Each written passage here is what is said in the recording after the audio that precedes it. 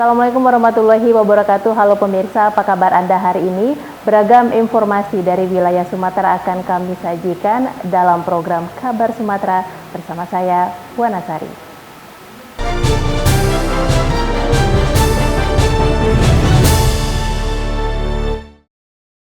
Kabar pertama kami awali dari Medan pemirsa. DPRD Kota Medan kembali menggelar rapat paripurna dalam agenda penyampaian nota pengantar kepala daerah terhadap peran Perda Kota Medan tentang perubahan anggaran, perubahan belanja daerah atau RAPBD Kota Medan tahun anggaran 2021. Dewan Perwakilan Rakyat Daerah Kota Medan Selasa kemarin kembali menggelar rapat paripurna dalam agenda penyampaian nota pengantar kepala daerah tentang perubahan anggaran pendapatan dan belanja daerah atau PAPBD Kota Medan tahun anggaran 2021 yang berlangsung di ruang paripurna gedung DPRD Kota Medan. Paripurna yang dipimpin langsung Ketua DPRD Medan Hashim dan dihadiri Wakil Ketua Ihwan Ritonga, Rajudin Sagala dan Bahrum Syah, serta dihadiri seluruh anggota DPRD Kota Medan baik hadir secara langsung maupun virtual.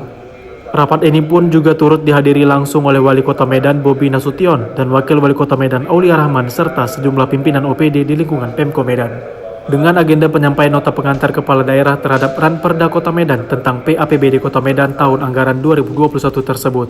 Wali Kota Medan Bobi Nasution dalam sambutannya menyampaikan salah satunya belanja daerah diperkirakan sebesar 5.730 juta rupiah, di mana secara umum keseluruhan belanja daerah diprioritaskan dalam upaya infrastruktur jalan, pelayanan kesehatan, khususnya pencegahan COVID-19, serta menangani permasalahan banjir, pelayanan kebersihan kota, dan pengembangan usaha mikro dan menengah.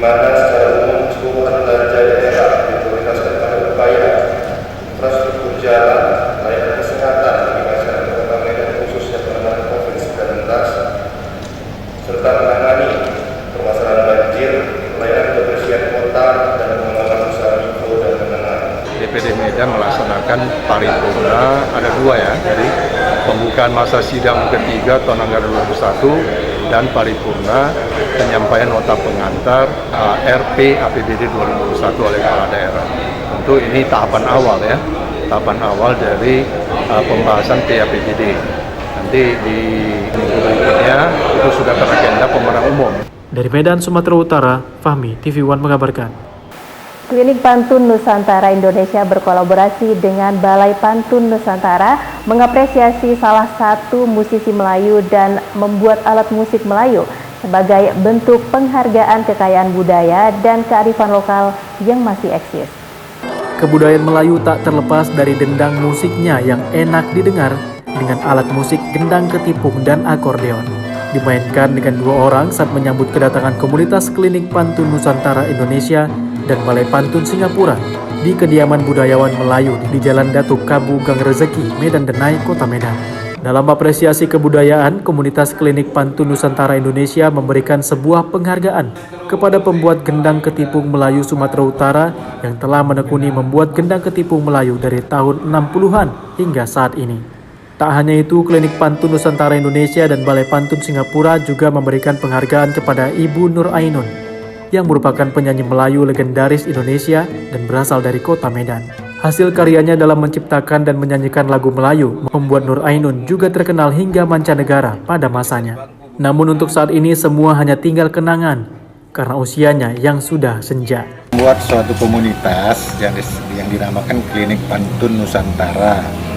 Di komunitas ini kami mengumpulkan orang-orang yang menggemari menyenangi pantun sebagai warisan budaya tak benda yang sudah turun-temurun di Indonesia bahkan di seluruh mancanegara.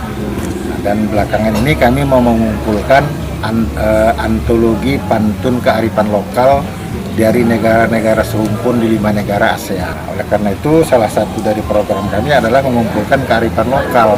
Kearifan lokal itu banyak, mencakup manusia, masuk budaya, kuliner, kesenian, kemudian juga falsafah hidup.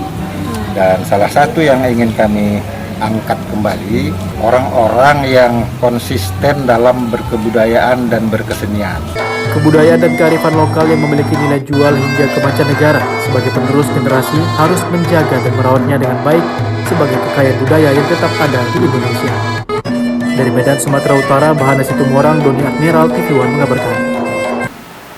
Setelah memberikan bantuan ratusan ton beras kepada warga Musi Banyuasin, Bupati Dodi Reza Alex Nurdin kembali menyerahkan bantuan beras sebanyak 13,5 ton kepada warga yang terdampak COVID-19. Setelah memberikan ratusan ton beras kepada warga Musi Banyuasin untuk mengurangi beban warga di masa pandemi COVID-19, Bupati Musi Banyuasin Dodi Reza Alex Nurdin tak henti-hentinya terus menyalurkan bantuan kepada warga yang terdampak COVID-19. Kini giliran warga Musi Banyuasin yang berada di kota Palembang, warga mendapatkan bantuan beras sebanyak 13,5 ton. Bantuan beras tahap pertama ini memang dikhususkan untuk warga Muba yang tinggal di kota Palembang. Selain beras, Bupati Musi Banyuasin Dodi Reza Alex Nurdin juga memberikan bantuan 400 tabung oksigen beserta isinya di beberapa rumah sakit yang ada di Sumatera Selatan. Seperti kita ketahui bahwa di Palembang ini ada kurang lebih 30% warga Muba yang kira-kira mereka secara mayoritas itu terdampak COVID-19, di mana adanya tekanan ekonomi, pemutusan hubungan kerja, dan lain-lain. Oleh karena itu, pemerintah Kabupaten Musi Banyuasin setelah berikan bantuan kepada warga masyarakat Muba di Muba, maka sehari ini adalah gilirannya untuk memberikan bantuan kepada masyarakat Muba di Kota Palembang melalui paguyuban dan ikatan keluarga Musi Banyuasin yang ada di Palembang. Hari ini ada 12 paguyuban, ditambah dengan satu lagi ikatan keluarga Musi Banyuasin. Maka kita bagikan beras sebesar 13,5 ton untuk tahap pertama. Dan kalau memang nanti ini dirasakan masih ada lagi warga Muba yang belum tersentuh bantuan, yang memang mempunyai dampaknya yang berat di Kota Palembang, tentu akan kita salurkan. Warga Musi Banyuasin yang berada di wilayah Musi Banyuasin ataupun yang berada di luar wilayah Musi Banyuasin menjadi perhatian khusus oleh Bupati. Warga yang terdampak COVID-19 semuanya akan mendapatkan bantuan baik uang santunan ataupun sembako. Dari Musi Banyuasin, Sumatera Selatan, Puja Kusuma, TV One mengabarkan. Dalam rangka menanggulangi pandemi COVID-19 di Kabupaten Muara Enim, Sumatera Selatan, PTBA menghibahkan alat kesehatan di 3 puskesmas. Penyerahan bantuan dilakukan oleh Direktur Operasi dan Produksi PTBA. Dalam rangka membantu penanggulangan pandemi COVID-19 di Kabupaten Muara Enim, PTBA memberikan hibah alat kesehatan ke 3 puskesmas, yakni di Lawang Kidul, Tanjung Agung, dan Panang Enim. Penyerahan bantuan dilakukan Direktur Operasi dan Produksi PTBA, Suhedi, didampingi General Manager Pertambangan Tanjung Enim, Fenpri Sagara di halaman kantor PTBA Tanjung Enim pada Jumat 3 September lalu. Suhedi menerangkan alat kesehatan yang diserahkan PTBA kali ini berupa 18 tabung oksigen beserta isinya, lengkap dengan regulator, 3 unit mobile ventilator, 300 kotak masker medis, dan 12 tenda untuk Puskesmas Tanjung Enim, Puskesmas Tanjung Agung, dan Puskesmas Panang Enim. Dirinya berharap semoga bantuan hibah ini bermanfaat untuk masyarakat sekitar, serta mengajak untuk menciptakan dan meningkatkan rasa kebersamaan untuk saling bantu-membantu. Ada beberapa yang akan kita bantu. Yang pertama, ada tabung oksigen, ada sebanyak 18 tabung dengan kapasitas 9 yang 6 kubik dan 9 lagi kapasitasnya 2 kubik. Kemudian kita juga memberikan bantuan ventilator yang mobile sebanyak 3. Kemudian kita juga memberikan bantuan berupa masker sebanyak 300 kotak.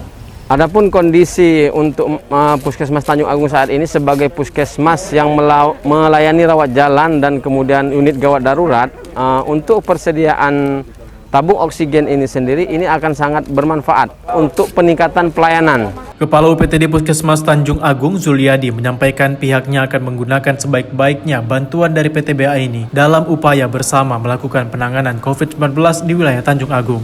Dari Kabupaten Muara Enim, Sumatera Selatan, Kiki Habibi, Novian Syah, TV One mengabarkan. Wakil Gubernur Sumatera Selatan menghadiri launching 1 juta sambung pucuk tanaman kopi di Kecamatan Dempo Selatan, Kota Pagar Alam, Sumatera Selatan. Wakil Gubernur Sumatera Selatan beserta rombongan hadiri launching 1 juta sambung pucuk tanaman kopi di Dusun Rempasai, Kelurahan Penjalang, Kecamatan Dempo Selatan, Kota Pagar Alam pada Sabtu 4 September kemarin. Dalam kegiatan ini dihadiri Wakil Gubernur Sumatera Selatan Mawardi Yahya, Wali Kota Pagar Alam Alpian Maskoni dan anggota DPRD Sumsel Alprenzi Panggarbesi, Bupati Musirawas Ratna Mahmud, Customer Relation Manager Muri Indonesia Andre Purwandono, serta tamu undangan lainnya. Dalam kesempatan ini Wakil Gubernur menyalurkan bantuan kepada sejumlah kelompok tani berupa mesin penepung kopi, alat pencacah rumput, alat roasting, kur klaster jeruk, kur klaster bawang merah, 50 ekor kambing beserta kandang kambing. Menurut Wali Kota Pagar Alam dalam sambutannya, pemerintah Provinsi Sumatera Selatan sangat mendukung penuh program pemerintah Kota Pagar Alam dalam meningkatkan produksi kopi petani dengan sambung pucuk atau stek kopi. Hal ini dibuktikan Pemprov Sumatera Selatan dengan memberikan bantuan 1 juta batang sambung pucuk stek kopi. Bantuan tersebut bersumber dari dana APBD Provinsi Sumatera Selatan. Pada kegiatan ini, pemerintah Provinsi Sumatera Selatan dan pemerintah Kota Pagar Alam mendapatkan penghargaan dari Muri Indonesia atas rekor sambung pucuk tanaman kopi terbanyak. Kopi sistem sambung pucuk nanti akarnya tetap yang lama, tapi nantinya dahannya segala macam berupa yaitu varietas baru, sehingga nantinya hasilnya insya Allah akan sesuai dengan harapan kita. Hasilnya baik, hingga nantinya kalau mutunya baik, hasilnya baik, kualitasnya baik, pemasarannya akan lebih mudah, lebih gampang. Harapan kita di 2 tahun ke depan tetap dibantu oleh provinsi dengan tetap satelit sehingga di 2023 nanti selesai program stek kopi Pagar Alam dan semua petani kopi di Pagar Alam sudah stek kopi. Dari Pagar Alam, Sumatera Selatan, Kiki Habibi, TV One mengabarkan. Kita beralih ke Sumatera Utara, pemirsa. Sejumlah pengurus Kamar Dagang Industri wilayah Batubara menyalurkan bantuan berupa ratusan karung beras dan uang kepada warga di kabupaten tersebut. Sejumlah pengurus Kamar Dagang dan Industri atau Kadin Batubara, Sumatera Utara mendatangi warga di Desa Sukaraja, Kecamatan Air Putih, Batubara untuk menyalurkan bantuan sosial berupa ratusan karung beras dan uang. Kadin Berbagi ini merupakan bentuk kepedulian Kadin Batubara di bawah kepemimpinan Oka Faizal Abdul Jalil guna meringankan beban warga yang mengalami kesusahan. Sebanyak 155 karung beras dibagikan kepada kaum duafa, penggali kubur, bilal mayit, pengurus Yayasan Tahfiz Quran, anak yatim, guru taman kanak-kanak, pengurus rumah ibadah, serta orang sakit. Dalam penyaluran bantuan ini, Kadin Batubara menggandeng pemerintah kecamatan dan pemerintah desa setempat agar bantuan yang diberikan tepat sasaran. Pengurus Kadin Batubara, Burhan, mengatakan kegiatan Kadin Berbagi ini merupakan kegiatan rutin 2 kali dalam seminggu dengan berpindah-pindah tempat yang dikunjungi. Ya, hari ini kami tim Kadin Berbagi bersama Bapak Camat langsung dengan Pak Kepala Desa berbagi di Desa Sukaraja, Kecamatan Air Putih. Kami tadi pertama mendatangi Pondok Pesantren Suhada, kemudian kami juga memberikan bantuan beras kepada anak yatim, puluhan anak yatim, kemudian fakir miskin, ada orang sakit juga, ada guru TK, PAUD, kemudian nazir masjid, imam masjid, dan penjaga masjid, bilal mayit, dan penggali kuburan. Ya, hari ini semuanya itu kita berikan bantuan beras dari Bapak Ketua Kadin Kabupaten Batubara, Pak Haji Oka Faizal. Ya, kita berharap bantuan ini dapat meringankan beban saudara-saudara kita, apalagi ini di tengah pandemi COVID-19. Terima kasih Pak Faizal sudah membantu kami sangat senang sekali. Dari Batubara, Sumatera Utara, tim TV One mengabarkan. Untuk mempermudah akses pelayanan di bidang kependudukan bagi masyarakat yang baru menikah, Dinas Kependudukan dan Pencatatan Sipil atau Disdukcapil Kabupaten Oku Selatan membuat inovasi layanan serasan 5-in-1. Dalam upaya mendukung visi dan misi Bupati dan Wakil Bupati Oku Selatan dalam bidang pelayanan publik, Dinas Kependudukan dan Pencatatan Sipil melakukan berbagai inovasi, diantaranya layanan serasan 5-in-1. Inovasi yang bernama Serasan 5-in-1 ini merupakan inovasi yang ditujukan kepada pengantin yang baru menikah dan belum memiliki anak. Saat ini petugas dari Disdukcapil setempat terus melakukan sosialisasi ke masyarakat dalam inovasi Serasan 5-in-1 tersebut. Bahkan langsung melakukan jemput bola ke tempat pernikahan. Kepala Bidang Kependudukan Disdukcapil Kabupaten Oku Selatan, Rohman, mengatakan jika layanan serasan 5-in-1 bagi pengantin baru dapat diakses melalui sistem online. Ini adalah program layanan serasan inovasi dari Dinas Kependudukan Pencatatan Sipil Lombok Selatan. Diperuntukkan bagi pengantin baru. Jadi mereka tidak perlu lagi mengurus repot-repot ke kantor dinas. Cukup memberikan layanan online ataupun tatap muka layanan serasan. Atau lebih dikenal dengan paket 5-in-1. Jadi satu pengajuan maka dia akan dapat 5 dokumen kependudukan. Yang pertama kakak beliau sendiri, kemudian kakak mertuanya, kakak orang tuanya, plus 2 KTP sudah menjadi suami istri. Demikian. Ini program baru yang baru diluncurkan tahun 2021 ini untuk mendukung visi misi Bupati Oku Selatan. Para pengantin pun mengapresiasi inovasi dari Dinas Disdukcapil tersebut yang mereka nilai cukup membantu karena mudah dalam mengurus identitas kependudukan baru. Jadi dengan program ini kita selaku dari baru saja mereka sangat membantu lah. Dari segi waktu dan juga untuk mengurus ini kita langsung dibantu oleh Disdukcapil Oku Selatan ini. Berarti cukup bermanfaat ya? Sangat bermanfaat. Dari Oku Selatan, Sumatera Selatan, Andi Salani, TV One mengabarkan. Diduga akibat pilkades batal dilaksanakan pada tahun ini, 3 dari 5 orang calon kepala desa mendatangi kantor Camat Mersam Jambi. Kedatangan para calon kepala desa ini menuntut agar panitia tetap melaksanakan pilkades pada tahun ini. 3 orang calon kepala desa Simpang Rantau Gedang, Kecamatan Mersam, Batanghari, Jambi pada Senin 6 September 2021 kemarin terpaksa harus mendatangi kantor Camat Mersam dan mempertanyakan terkait penundaan pelaksanaan Pilkades tahun 2021 yang dilakukan pihak panitia pelaksana. Pelaksanaan Pilkades yang rencananya dijadwalkan pada 21 Oktober tiba-tiba ditunda secara sepihak oleh panitia penyelenggara tanpa adanya koordinasi lagi dengan para calon kades. Salah satu calon kades, Leni Mariani, mengaku dizolimi oleh panitia penyelenggara yang serta-merta menunda pelaksanaan Pilkades Simpang Rantau Gedang secara sepihak karena adanya sanggahan dari salah satu bakal calon kades yang tidak lolos seleksi. Padahal dirinya bersama calon kades yang lain telah mengikuti berbagai tahapan hingga pencabutan nomor urut sesuai dengan peraturan Bupati. Mengapa kami tiba-tiba dalam pelaksanaan tahapan-tahapan akan tidak bisa melanjutkan ikut ini pelaksanaan pemilihan Pilkades? Nah, itu yang sekarang. Penundaannya kapan Ibu? Informasinya penundaannya kapan? Diikutsertakan 2022. Diikutsertakan tanggal tahun depan. Tahun 2022. 2022. Berarti dengan surat rekomendasi dari Sekda ya. Berarti keberatan Ibu ya? Ya tentu kami keberatan. Pak Sekda sudah memutuskan bahwa penundaan pemilihan Pilkades di Simpang Rantau Gedang kami akan melaksanakan. Cuman beli kawan-kawan itu kan merasa tidak puas. Artinya tidak pengen ketemu dengan Pak Sekda tadi kan dan ketua tim panitia kabupaten. Terkait sengketa Pilkades di wilayahnya tersebut, Camat Mersam Said Saiful membenarkan bahwa memang ada penundaan Pilkades di Desa Rantau Gedang dan dirinya akan mempertemukan seluruh calon kades dengan Sekda selaku ketua panitia Pilkades Kabupaten. Dari Batanghari, Jambi, Bayu Alfarizi, Muhammad Tarmizi, TV One mengabarkan. Wakil Wali Kota Palembang meninjau infrastruktur jalan yang rusak parah di Kelurahan Talang Jambe dan berjanji akan segera memperbaiki. Tujuannya adalah agar aktivitas masyarakat segera pulih. Wakil Wali Kota Palembang meninjau infrastruktur jalan yang mengalami rusak parah di Kelurahan Talang Jambe dan akan segera melakukan perbaikan agar masyarakat sekitar merasa nyaman.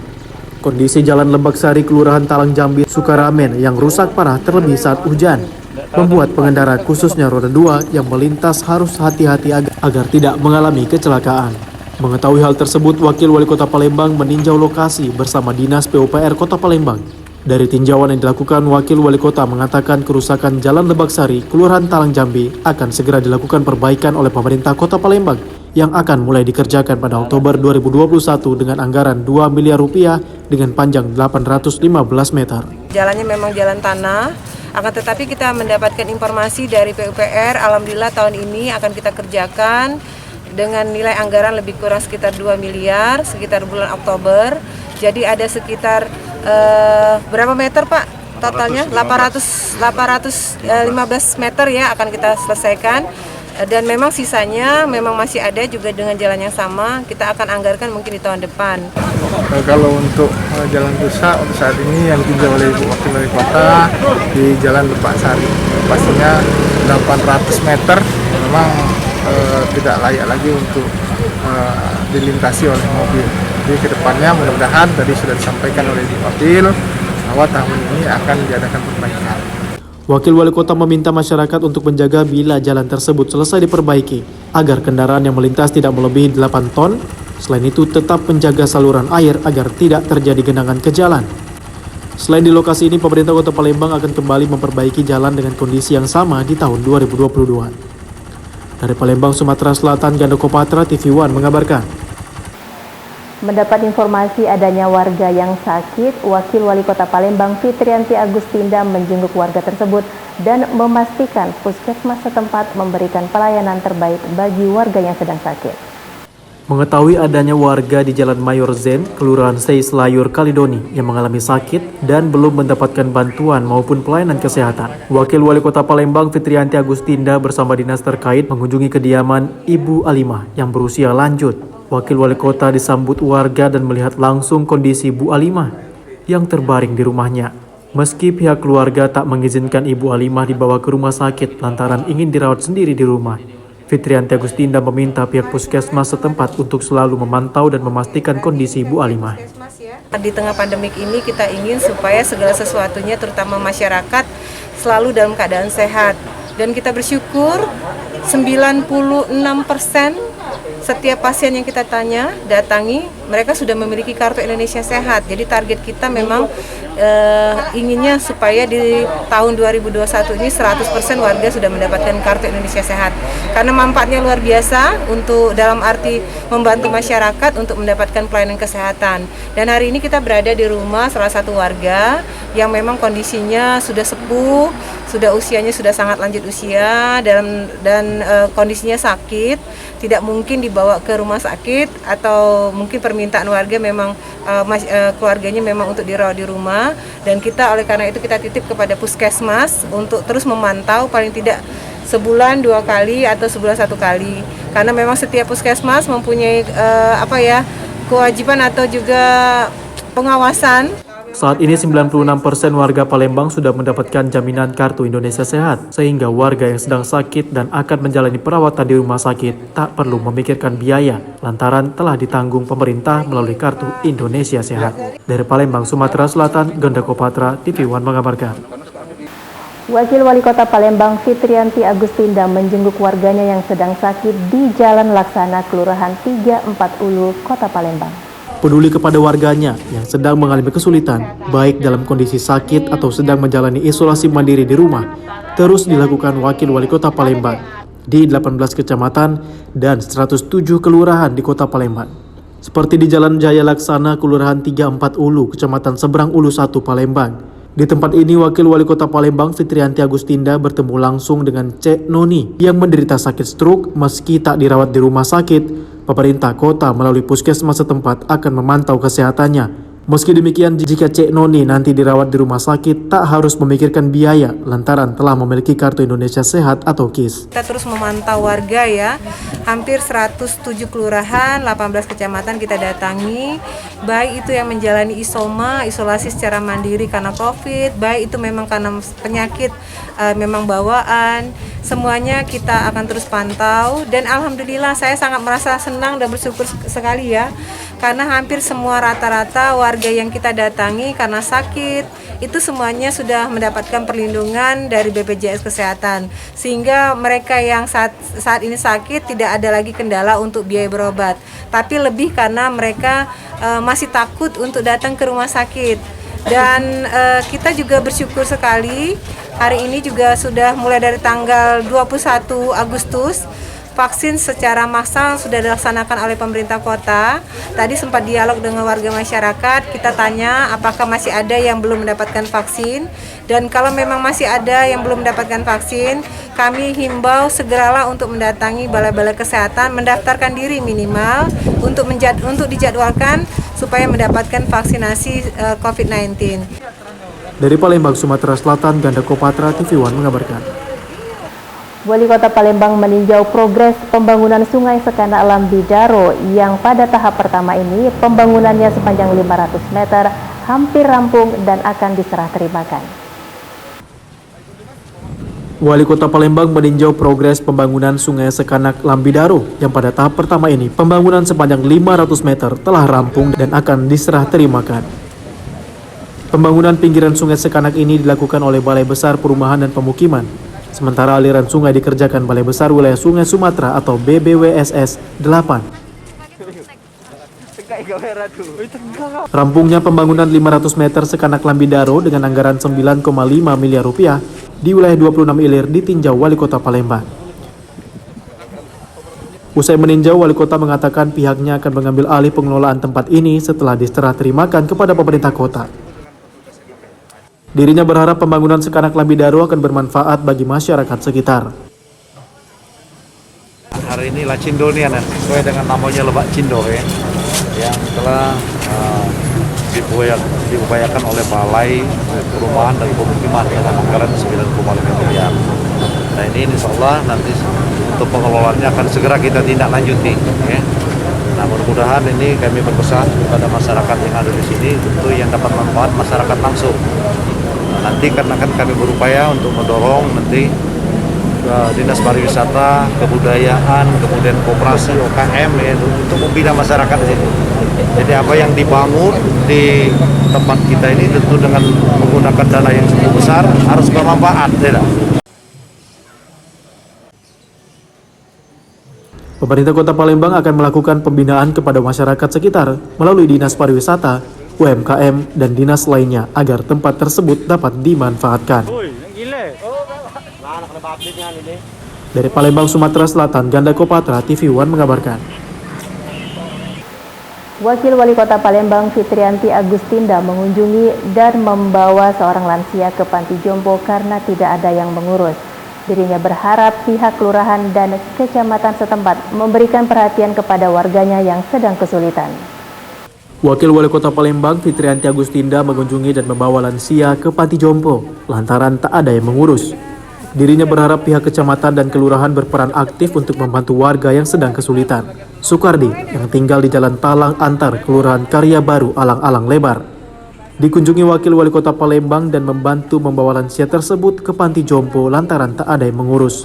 Sukardi tinggal di rumah yang seadanya dengan menumpang tanah. Dengan dibawa ke Panti Jompo, Sukardi lebih dapat memiliki banyak teman dan ada yang mengurus serta tak harus memikirkan biaya lantaran ditanggung pemerintah. Wakil Wali Kota berharap pihak kecamatan dan kelurahan memantau warganya bila ada yang membutuhkan bantuan dan kesulitan hingga yang sedang menjalani isolasi mandiri, sehingga tak ada lagi warga Palembang yang merasa kesulitan. Karena memang kondisinya sudah tua, usia 80 tahun, tidak ada yang mengurus, tinggal memang di tempat seadanya seperti ini. Oleh karena itu hari ini juga kita akan bawa ke Panti Jompo karena di sana tempatnya lebih dalam arti representatif ya. Ada kawan-kawan seusia dan semuanya akan diurus dan ditanggung oleh pemerintah. Intinya kami berharap informasi secepatnya dari kecamatan, dari kelurahan untuk memantau warga. Kalau memang membutuhkan bantuan dari pemerintah kota, kami akan siap. Mulai dari yang sakit, mulai dari yang menjalani isoma atau isolasi mandiri karena pandemi COVID, dan juga mengenai masalah warga yang tidak ada yang mengurus, kita akan bawa ke tempat seperti Panti Jompo. Mudah-mudahan apa yang kami lakukan ini betul-betul nanti bisa membantu warga di tengah pandemi COVID-19 ini, sehingga tidak ada lagi warga yang kesulitan. Kepedulian warga Kota Palembang, terutama yang sedang kesulitan, terus dilakukan Wakil Wali Kota Palembang, terlebih di tengah pandemi COVID-19. Dari Palembang, Sumatera Selatan, Ganda Kopatra, TV One mengabarkan.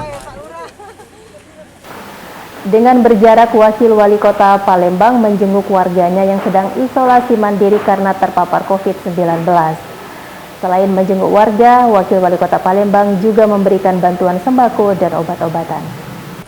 Fitrianti Agustinda terus memperhatikan warganya yang sedang kesulitan, termasuk warga yang menjalani isolasi mandiri. Hal tersebut dilakukan untuk memastikan warganya agar mendapatkan perhatian dari pemerintah serta pelayanan kesehatan yang baik, apalagi saat ini Kota Palembang masih berada di zona merah penyebaran COVID-19. Kunjungan dan memberi bantuan kepada warga yang menjalani isolasi mandiri di rumah dilakukan Wakil Wali Kota hampir di seluruh kecamatan di Kota Palembang, termasuk 3 orang di Kelurahan 26 Ilir. Dari 7 orang yang menjalani isoman di Kelurahan 26 Ilir, 3 diantaranya yang dikunjungi Wakil Wali Kota Palembang tersebut, lantaran dinilai membutuhkan bantuan. Selain itu, Fitrianti Agustinda juga menyosialisasikan program vaksinasi agar masyarakat segera mendapatkan vaksin di fasilitas kesehatan yang ada. Dapatkan informasi ada sekitar sebenarnya ada 7 orang ya yang menjalani isoma di kecamatan ini, akan tetapi 3 kita anggap memang termasuk keluarga yang tidak mampu, yang sangat membutuhkan bantuan perhatian dari pemerintah, makanya kita datangi. Ada beberapa persoalan juga, mereka-mereka yang menjalani isoma, ada yang memang masih dalam satu rumah dengan anggota keluarga yang lain. Akan tetapi mereka sudah mengatur sedemikian rupa sehingga mereka yakini tidak akan terjadi kontak atau penularan penyebaran virus. Oleh karena itu, hal seperti ini tentu tidak bisa kita antisipasi. Kita berharap siapapun yang menjalani masa-masa isoma tetap disiplin untuk tidak keluar, untuk tetap menerapkan protokol kesehatan. Dan kita tadi sempat sosialisasi dan diskusi dengan warga masyarakat karena ada beberapa juga yang masih takut untuk mendapatkan vaksin. Wakil Wali Kota berharap bantuan yang diberikan dapat meringankan beban masyarakat dan masyarakat dapat benar-benar total beristirahat di rumah sehingga upaya memutus mata rantai penyebaran COVID-19 di Kota Palembang berhasil. Dari Palembang, Sumatera Selatan, Gandako Patra, TV One mengabarkan. Hari ini sekolah di Kota Palembang mulai memberlakukan sistem pembelajaran tatap muka setelah 2 tahun lamanya memberlakukan sistem pembelajaran daring. Senin 6 September 2021, sekolah di Kota Palembang mulai memberlakukan pembelajaran tatap muka setelah hampir 2 tahun dilakukan secara daring. Wali Kota Palembang Harno Joyo memantau langsung dimulainya pembelajaran dengan metode tatap muka di SMP Negeri 7 Jalan Ahmad Yani, Cakabaring. Dari tinjauan Wali Kota Palembang, di sekolah tersebut telah menerapkan protokol kesehatan yang ketat, dari penggunaan masker, jarak antara siswa, dan pengecekan suhu tubuh hingga mencuci tangan. Menurut Harno Joyo, dari 61 SMP di Palembang, hari ini 30 diantaranya memulai sekolah tatap muka. Dan untuk sekolah dasar, dari 250 sekolah, kini 90 sekolah dasar telah melakukan sekolah tatap muka. Dan untuk PAUD setiap kecamatan, 3 yang diperbolehkan untuk tatap muka. Untuk sekolah lain akan diverifikasi terkait kesiapan mereka melakukan PTM. Dan 3 ya, kita sudah melaksanakan. Nah, ke depan ini kita akan lihat. Jadi sekolah yang belum melaksanakan tatap muka hari ini terus akan kita tinjau, apabila sudah siap akan kita laksanakan tatap muka. Dan 1 minggu ini kami akan melakukan verifikasi terus dan evaluasi ya. Kami sudah persiapkan minggu depan ditambah lagi seluruhnya untuk SMP negeri mungkin kita buka, ditambah swasta lagi. Kemudian untuk kecamatan SD itu kita tambah 5 lagi. PAUD juga kita tambah 3, terus berangsur. Tapi tiap minggu kita evaluasi. Diberlakukannya sekolah tatap muka di Kota Palembang lantaran level PPKM yang sudah turun dari level 4 ke level 3. Selain itu, kasus COVID-19 di Palembang semakin menurun. Bed occupancy rate atau BOR 17%, tingkat kesembuhan 92%, kasus aktif juga telah menurun. Dari Palembang, Sumatera Selatan, Gandako Patra, TV One mengabarkan. Demikian beragam kabar dari wilayah Pulau Sumatera. Saya Wanasari dan seluruh kerabat kerja mengucapkan terima kasih. Assalamualaikum dan sampai jumpa.